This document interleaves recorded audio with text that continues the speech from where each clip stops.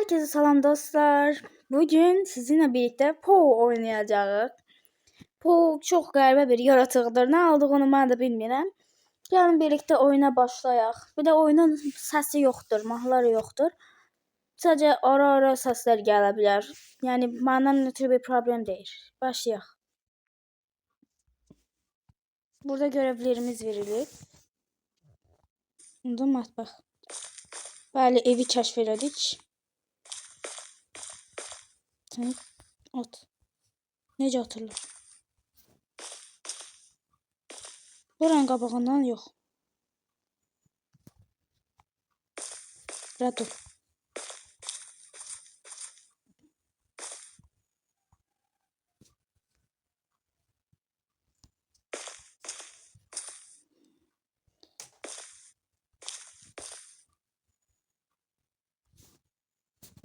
Ət istəyirsən. Oha, o necə səs çıxartmaqdır? Acıqdan çıxmısan? Ey, bu oyun da çox hərəkətli bir oyundur. Ayara qaçır. Nə qədər ziyanlı yemək var, hamısını yedirəcəm. Qoy öləsən. Aha, bu nə deyir ola?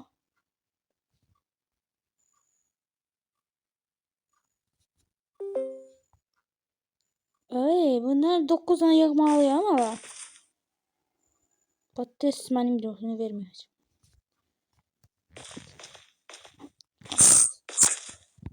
Ağaçlıqdan çıxmış vəhşi.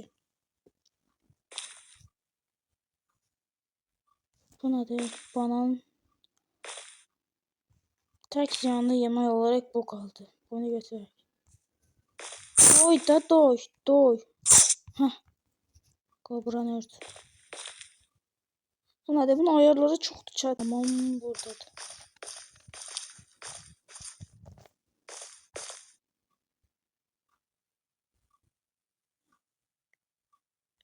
Boğanı.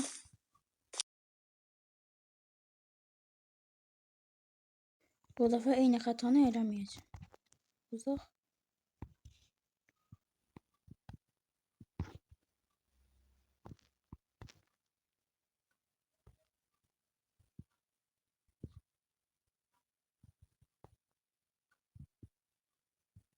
Dedim bəsdir.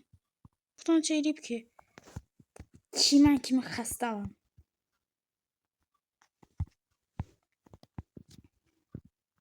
Harasıydı? Yox, elə buradadır da.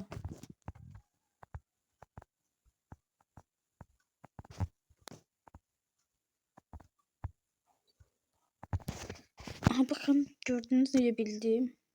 Çünki bütün heç bir otaqda həkim şeyi yoxdur. Oyunun səsi niyə yoxdur? Buna baxın. Bütün evi gəzdik ki, qarışdırmayaq da.